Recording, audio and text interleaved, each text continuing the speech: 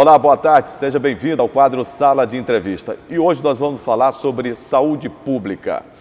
Desde que o ano de 2020 começou, os olhares não só estão voltados e fixados à China, mas existe um alerta geral. E eu estou falando em relação ao coronavírus. Aqui no estado do Maranhão, nós não temos nenhum caso, apenas casos suspeitos, e já são 8. Mas além do coronavírus, nós estamos recebendo o secretário de Saúde do estado do Maranhão, Carlos Lula, para falar sobre diversas ações da saúde no estado do Maranhão.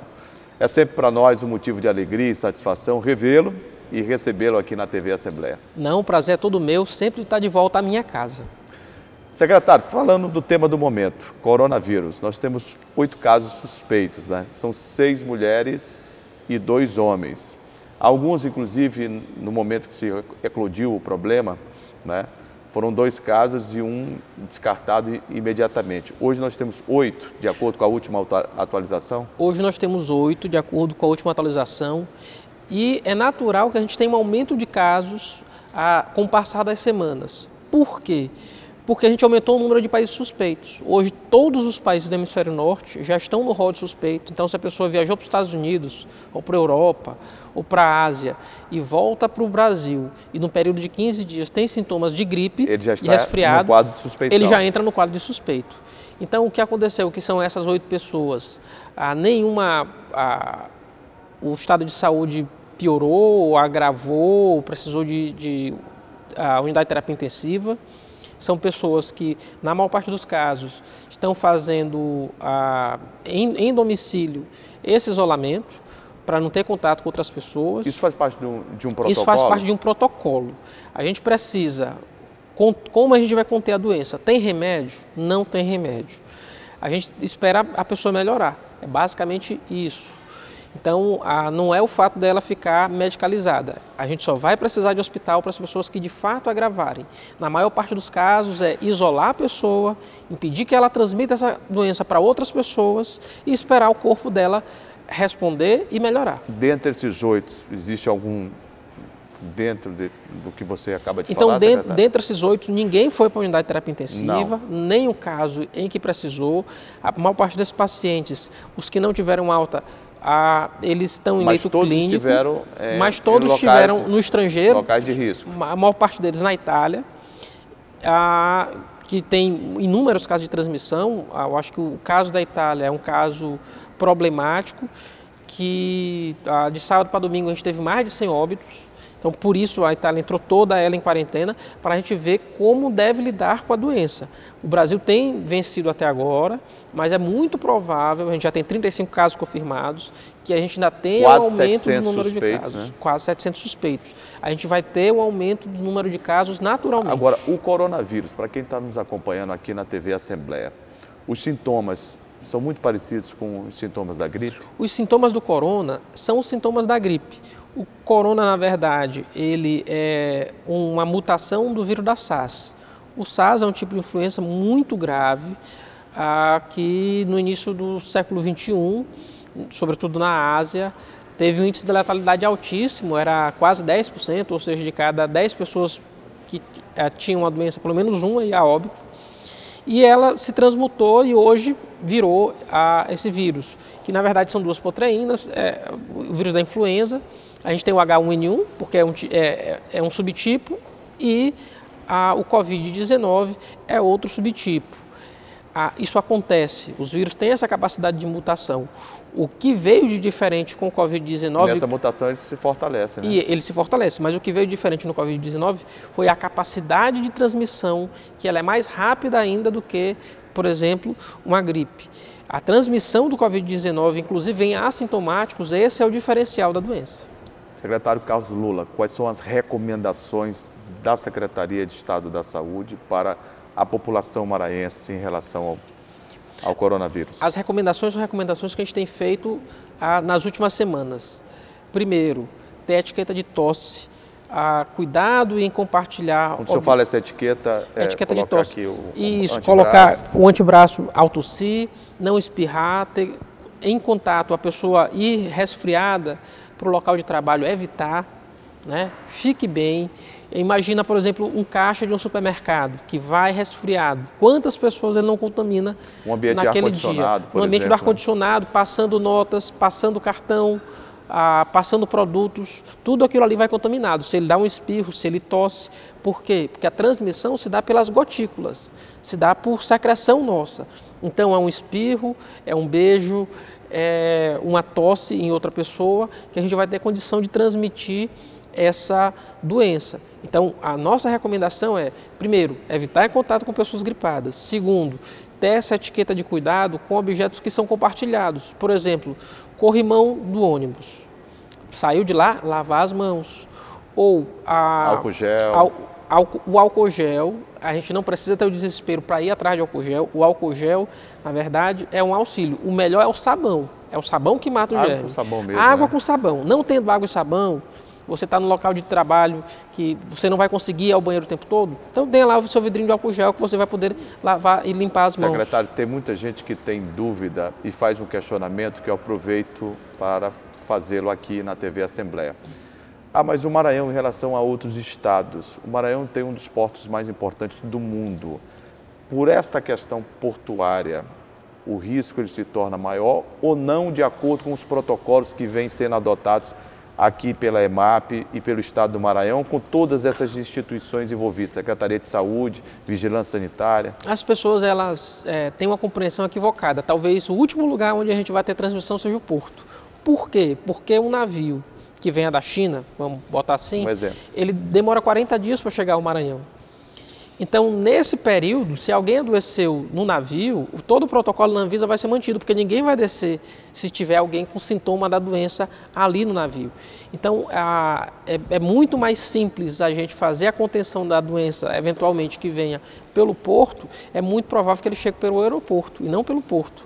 É alguém que viajou para um país onde há transmissão, a gente tem um número de pessoas grande indo, por exemplo, para a Europa, visitar a Itália ou para os Estados Unidos durante o ano inteiro, é muito mais provável que a gente tenha alguém que venha do aeroporto e não do porto. Você fala muito e até midiaticamente em relação ao coronavírus, mas a gente tem esquecido muito de se debruçar sobre, quando eu falo nós, a imprensa mesmo, Sim. né? Em relação, por exemplo, à dengue, porque o Ministério da Saúde alertou para uma situação, né, de um surto de dengue em alguns estados, unidades da federação. Como é que a Secretaria de Saúde tem tratado esta questão? Esse é que é o cuidado. Veja só como a gente às vezes tem até o nosso medo ele é equivocado.